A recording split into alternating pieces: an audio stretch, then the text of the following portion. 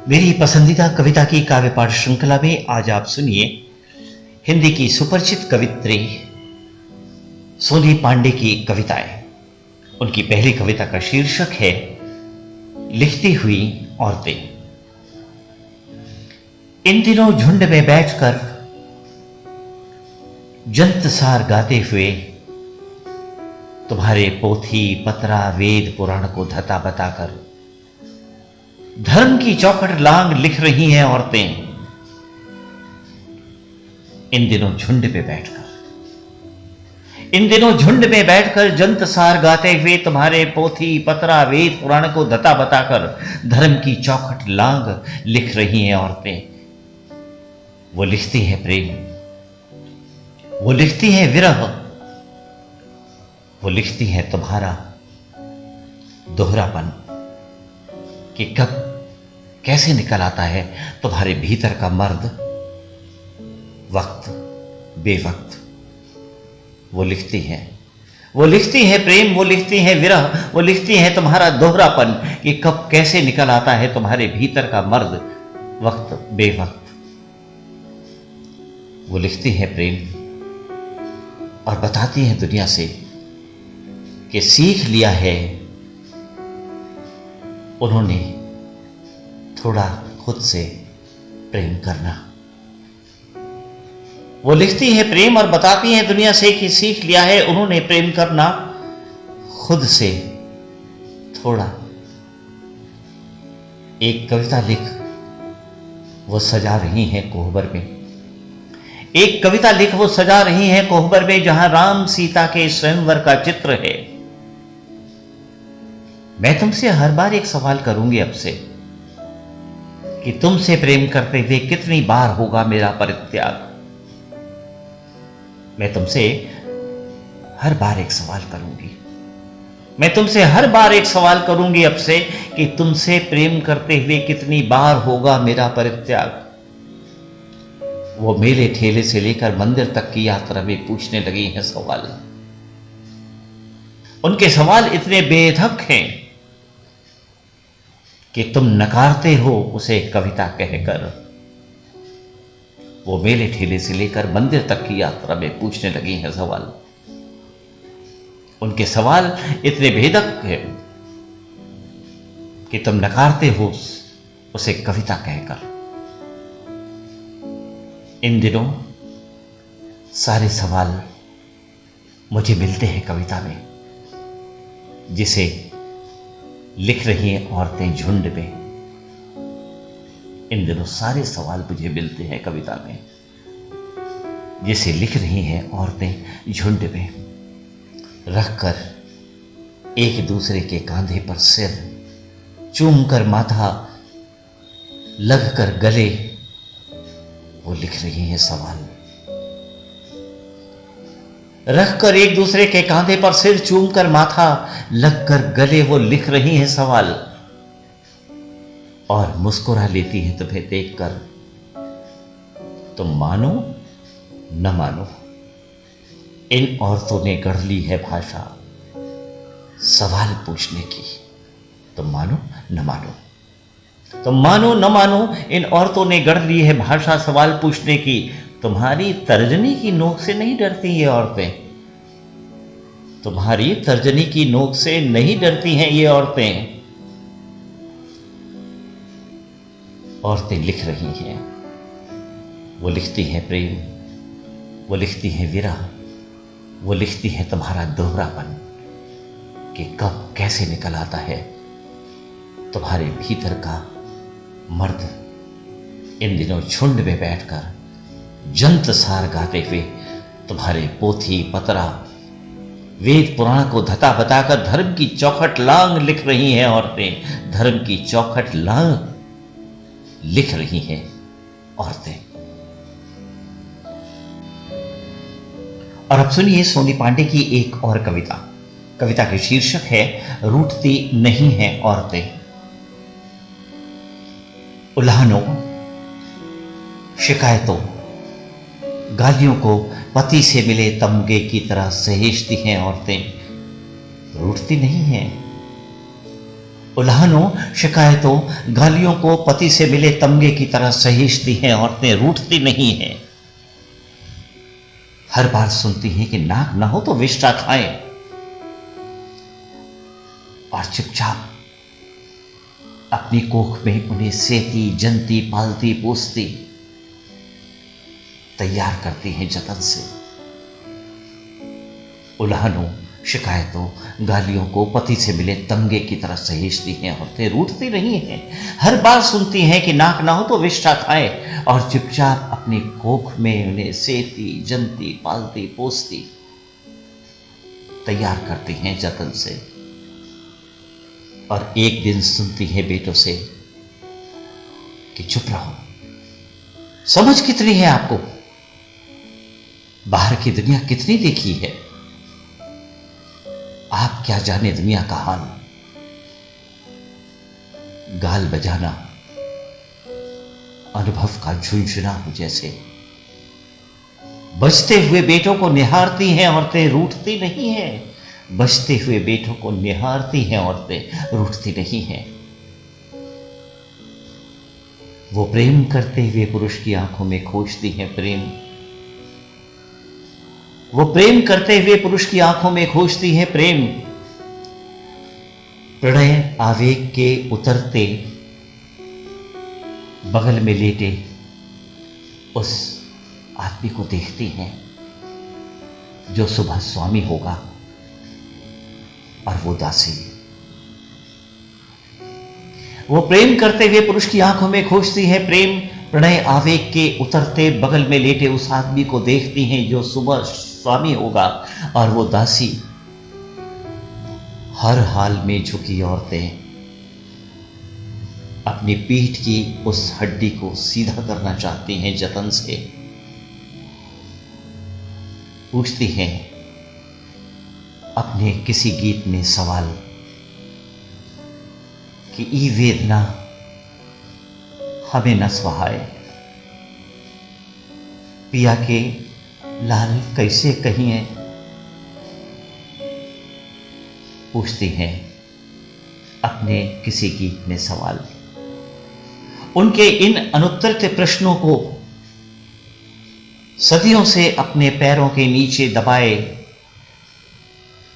वो मुस्कुराकर निकल जाते हैं। उनके इन अनुत्तरित प्रश्नों को सदियों से अपने पैरों के नीचे दबाए वो मुस्कुराकर निकल जाते हैं। बार बार दोहराते हैं कि ये घर तुम्हारे बाप का नहीं। आत्मा पर लगे इस अग्निबाण को सहती, अपना सब कुछ हार कर जीत जाती हैं औरतें। तुम्हें बार बार जन्म देकर रूठती नहीं है। उनके इन अनुत्तरित प्रश्नों को सदियों से अपने पैरों के नीचे दबाए वो मुस्कुराकर निकल जाते हैं। बार बार दोहराते हैं कि ये घर तुम्हारे बाप का नहीं है। आत्मा पर लगे इस अग्निबाण को सहती, अपना सब कुछ हार कर जीत जाती हैं और फिर तुम्हें बार बार जन्म देकर रूठती नहीं है। रूठती नहीं है औरतें। और अब सुनिए सोनी पांडे की एक और कविता। कविता का शीर्षक है उसे मैंने उत्सव की तरह जिया।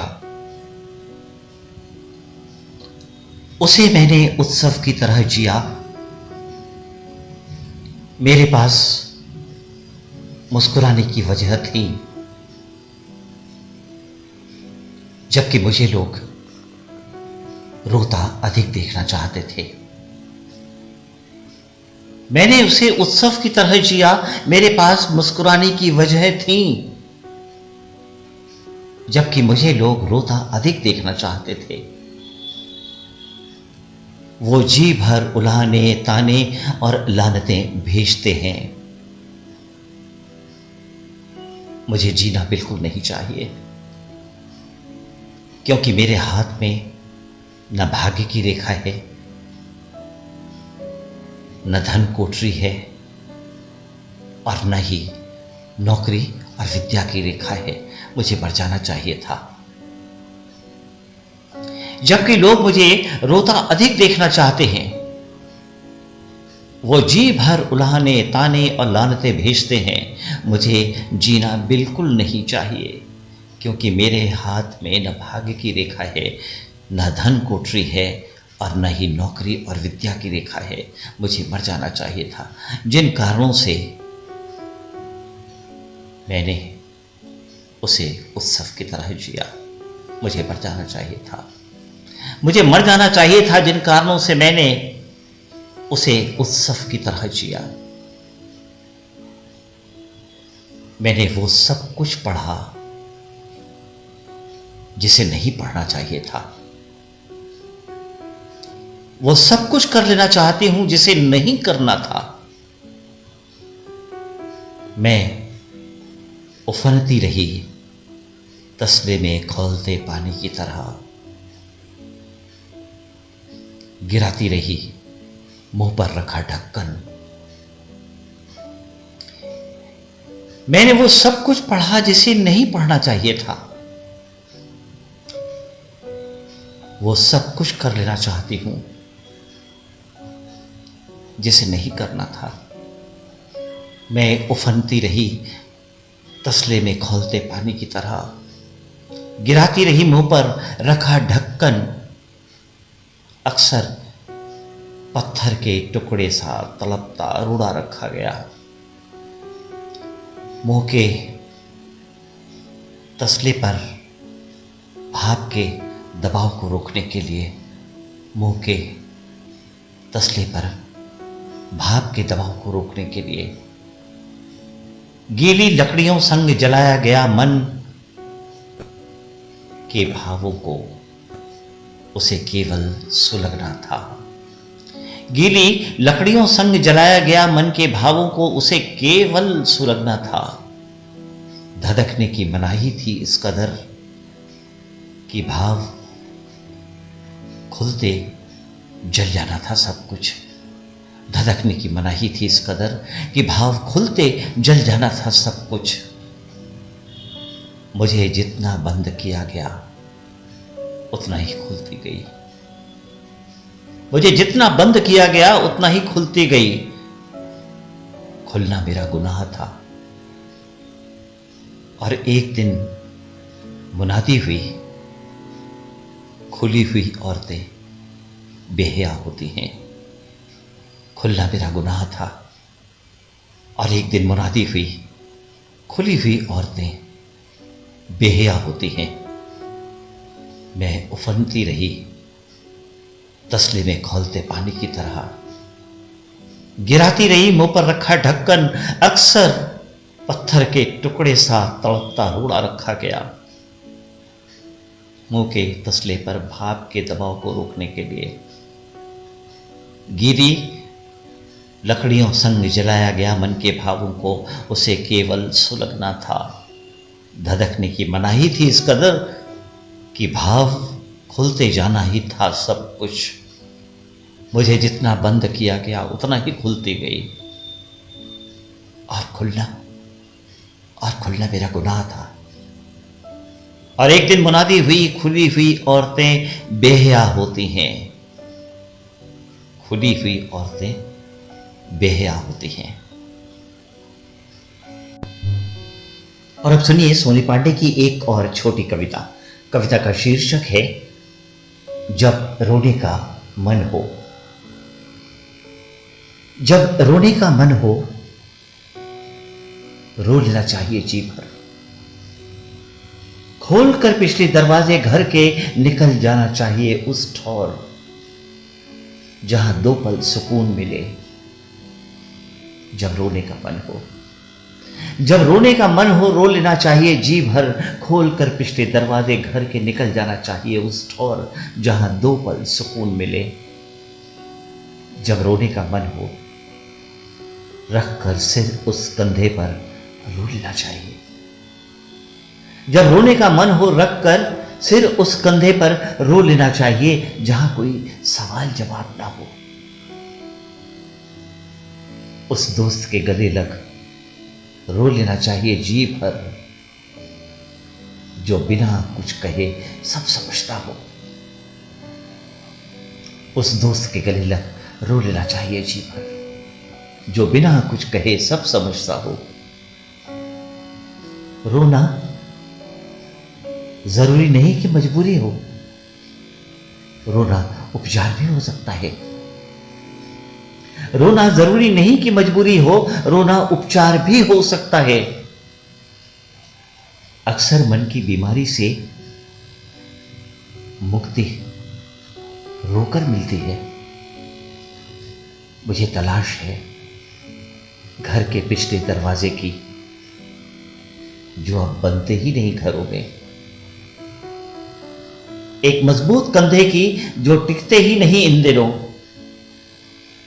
एक दोस्त की, जो कब बदल ले फितरत पता नहीं। भारी मन लिए मैं रोना चाहती हूं इस बरसते मौसम में।